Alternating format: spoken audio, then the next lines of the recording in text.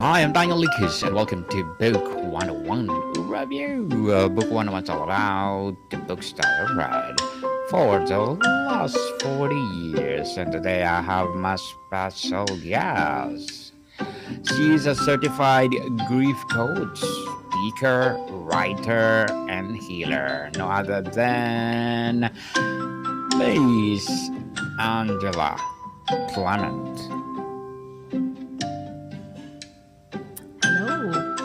Welcome, Miss Angela. And can you please introduce more about yourself that I miss? Absolutely. So I am a retired teacher, principal, and after the loss of my husband, I became a grief coach to help others who have gone through loss. And so the book that you're bringing up there is Good to the Last Drop. This is a book that I contributed a chapter to and worked with a lady by the name of Irene Weinberg. Who also lost her spouse in a car accident. And so since 2021, I have been coaching and helping people through some significant losses and also giving them inspiration and hope through my podcast and through my writings. Podcast and writing. And congratulations, Miss Angela, for sharing your knowledge and wisdom to the world. Thank you. So let's talk about good to the last drop. Tell us, how do you define this stage of life and why is it distinct from earlier chapter in terms of opportunities and challenge? Defining the third chapter. Yeah, so I think a lot of people can become discouraged when they get into that last third of their life, thinking that, maybe they haven't done all the things they want to do. They haven't lived the life that they thought they would live by that point, and they may feel like they're running out of time. And so this book is a way of sharing with others inspirational stories and hope that brings people the idea that life is abundant and fulfilled and joyful in all of the chapters. And just because we're on that third chapter of life doesn't mean that it won't be the best yet. And so that's what this book is all about. It's all about people who have gone through significant challenges and have rose above those and created these beautiful lives. Beautiful lives, for sure.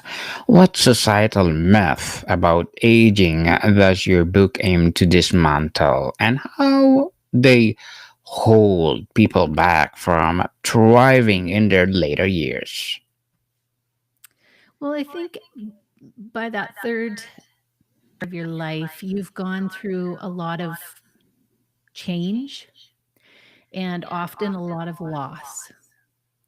And so, what I do is I help people work through what we have to do to let go of the past in a way that we can take and learn the lessons and the love and the memories forward with us and use it as fuel to guide us into the future. And so it's this book is all about that. And tell us, what inspired you to write about embracing the third chapter? How did your own experience shape the book's message?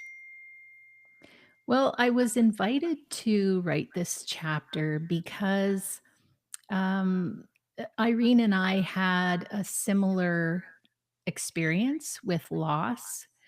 And she felt like the story that I had would contribute to the book in a positive way. And so that's really how it got started. But for me, it was my desire and my mission to help people go into that next part of their lives in a positive way, even though they have been through many challenges, maybe lost loved ones along the way that were really close to them, to give them hope and inspiration and let them know that there is a life after loss, that there is a way through grief.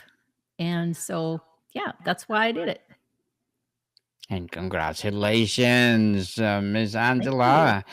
Can you share a transformative story that emphasize or epitomize the joy and growth possible in this phase?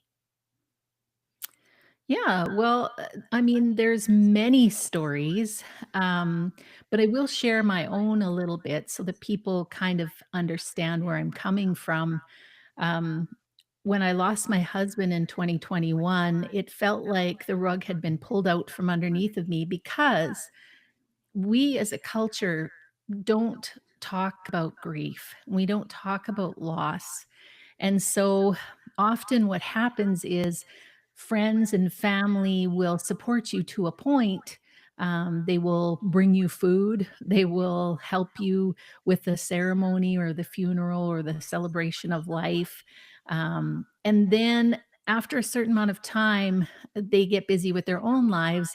And you are left to try to figure out how to move through this excruciating pain and emotion that comes up with the process of grief. And so, in that space, I felt like I was left to my own demise. And fortunately, I was able to find people to help me, a grief coach, energy healers that helped me move through it. And I thought, after all of that, why not help others do that? And so that's why I do what I do. How do you balance acknowledging the losses that come with aging while encouraging readers to focus on legacy and purpose? Yeah, well, I think the important thing when we're moving through something like a loss and thinking about that last chapter of our life, we want to take what we've learned and what we cherish in the people that we've known and the memories that we've made with them, and we wanna take that with us. And so I help people find out what it is that's most important in life, what's important to remember about the person that they lost or the job that they had and what they learned from that and how they can take that and use that moving forward to create a new life, a new identity, and some new experiences that are exciting and promising and hopeful. What strategies do you offer readers who fear becoming invincible or sidelined as they grow older?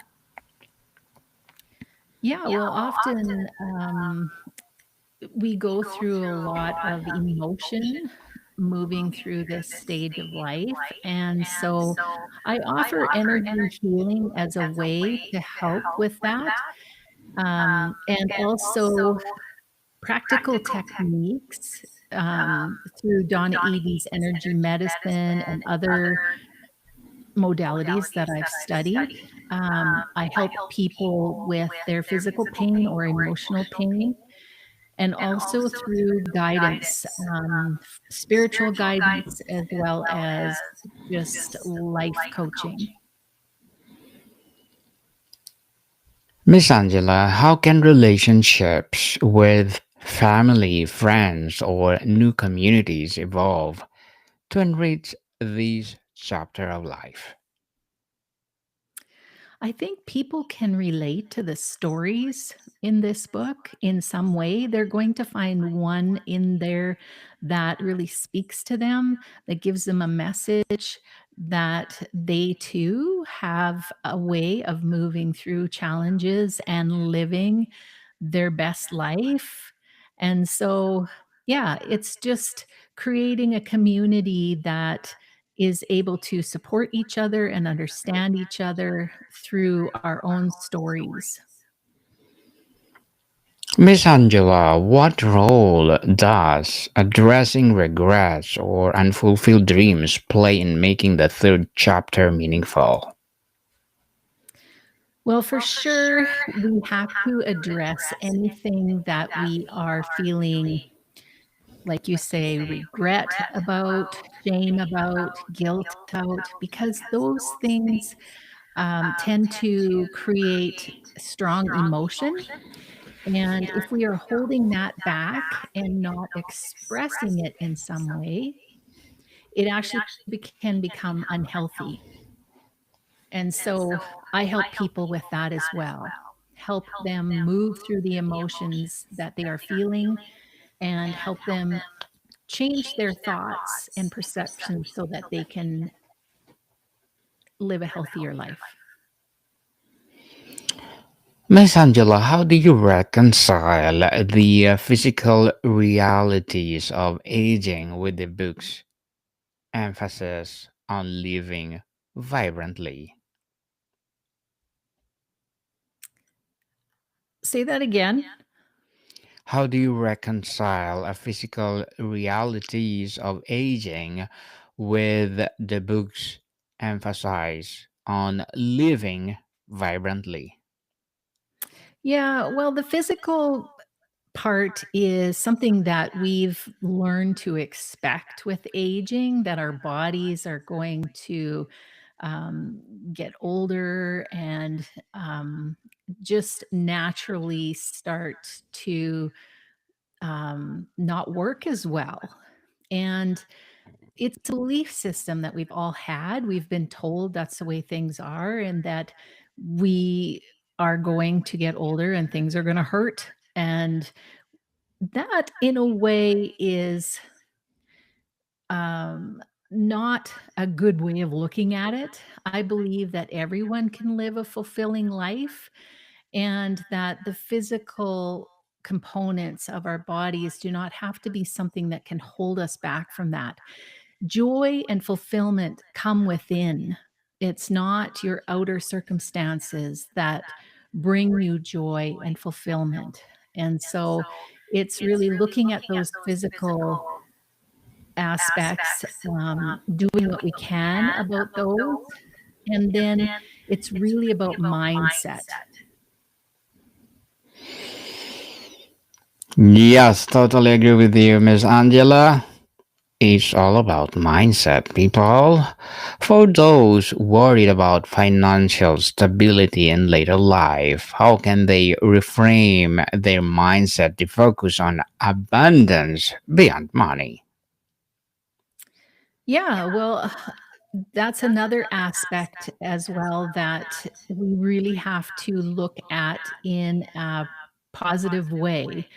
Um, and there's lots of resources and things out there, but sometimes people don't know about those. And so it's connecting people with the right organization or the right support in this stage of life, and also to help them use what gifts and talents they have. Everyone has special abilities that they've come to this earth to share with others. And often those expressing those and being able to use those can help bring you abundance as well. Abundance, abundance come upon with us. So, what advice do you give to someone who wants to pivot career, habits, or passion later in life but feels intimidated? Well, I know how that feels. I was Yes. absolutely terrified to do the things that I'm doing now. Naturally an introvert, I was not someone who I thought would ever write a book or do a podcast. But it's that whole idea of helping others that really gave me the courage to do that. And I think, again, as I said before, we have these gifts that we can share with others. And really, it is a disservice to the world if you aren't sharing your gifts. And so it's to step into something, you'll never have the confidence until you actually do it. So it's like feeling the fear and doing it anyway. Because on the other side of that uncomfortable feeling of fear is freedom and opportunity. Freedom and opportunities for sure. And you need to open the gate and, well, unleash your talents so that you will be unleashed. So, Miss Angela, as a certified grief coach, speaker, writer, and healer, what are your short term and long term goals? Well, right now, I am traveling. I have finished my own book, Awakening Through Grief, and done an audio version of that as well. And so I'm continuing with the podcast, interviewing more and more people and helping to get the message out there about how we can transform through these challenges. And also spending some time traveling and spending time with my grandchildren because I have four of those now as well. So at this point, I'm happy to support people in my support group, to offer what I do through my website and also through my book and my blogs. And we'll see what happens from here on out. Good luck to your goals, Miss Angela, and looking forward for more success. And tell us, can you please give a piece of advice for those people out there who want to be like you? Yeah, well, my mission is to help people understand that it doesn't matter what age you are or what you've been through, there is always hope. And there's always someone's story or information that can help you. And it really sometimes doesn't take a lot. For me, it was a quote, just one quote that gave me the hope to continue on in my grief. And that was people will tell you that you will grieve for a lifetime. I choose otherwise. I choose the path from hurt to hope to healing every day.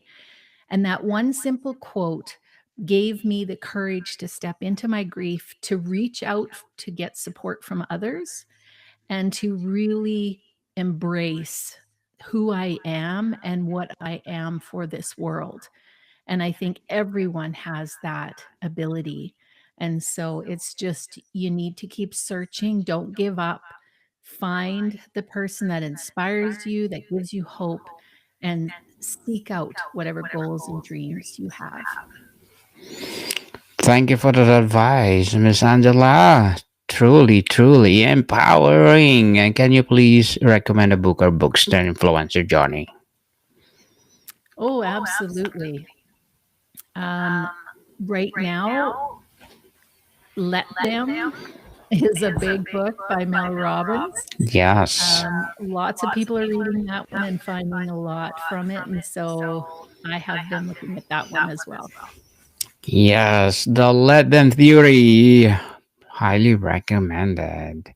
And Mhm. thank you for that recommendation, Miss Irene and Miss Angela. Sorry. Yes. And sorry for that. So, how can individuals navigate grief? Whether you love ones, former identities, or lost opportunities while staying open to a new possibilities. Yeah, the biggest thing with navigating grief is just understanding that the process is for you. That process is, even though it's a lot of emotion and it's a lot to get through, it really is an opportunity for you to transform. And I know a lot of people find they have to redefine their identity. They have to set different goals, different dreams, and it's a big, big undertaking. And it is very rewarding on the other side of that. And so I just keep reiterating to people that there's hope. There's a lot of people out there. I've interviewed over 200 people now that have transformed their lives through grief, and you can do that too. Everyone can. You can do it for sure. And what metrics of success matter most in the third chapter, and how do they differ from earlier life stages? Well, I think we've been told that success means the nice house, the car, the good job, you have money in the bank, you have a nice family. But I think in the end, what I've found with success is just really happiness. And what makes you happy and what brings you joy is what's most important. And when you're happy and joyful and content, then you have a lot more to give the world. So that focus on yourself and that focus on your own health and your own happiness is truly the most important thing. We think that that's selfish. We've been told that that's selfish.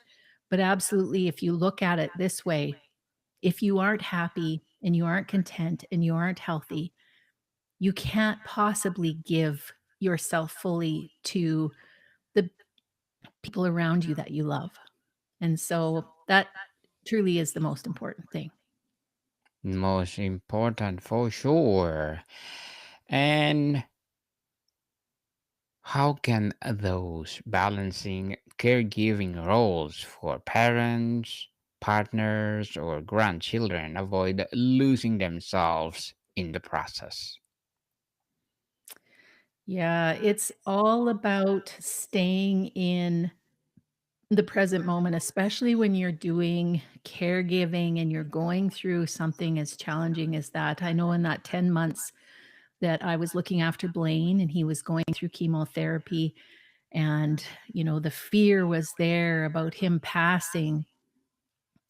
I remember moments that I spent with him where I was present with him, and those are the precious moments. Those ones and the memories before that are the things that I hold in my heart now. And so, for people who are going through that now, my advice is to really stop and stay present with the people around you that you love and to really spend that time with them and really at the same time make sure you're looking after yourself. Definitely. And Miss Angela, before we wrap up our discussion for today, I'm inviting you to please do listen to my other podcast, people. My other podcast, because my abstract essay is already in fifth season, abstract poetry in second season, and of course, my book 101 review in fifth season too. Comedy 101 in second season, and my food 101 in fifth season as well. Geography 101 in fourth season, as well as my Law 101 and Mental Health 101 are my baby podcasts. Love Letters in a fourth season, as well as Movie 101 Review and Music 101 and Science 101 and Sex 101 in first season. Please listen to them wherever you listen your podcasts. So, Miss Angela, what is your greatest hope for how this book will reshape readers' perspectives on aging and what ripple effects might that create in society? Well, I'm hoping it just starts a conversation about change and loss and the way that we look at life in general, and to help change our perspective. in that way. Miss Angela Clement, thank you so much for sharing your knowledge and wisdom to the world. So, can you please invite our listeners to support your podcast, your advocacy, your books, or anything that you want to promote? Yeah, for sure. So my website is healingenergy.world. And there you will find the links to all my podcasts, my blogs, the support group, my energy healing, my book, Awakening Through Grief, and all the other things that I offer. Yes, people, let's support Miss Angela Clement because if you support her, for sure, more and more empowering episodes of the podcast, more and more empowering books to come, and for sure, more and more empowering advocacy to come. So, Miss Angela, thank you so much for your time. Thank you. More to come, people. See you soon.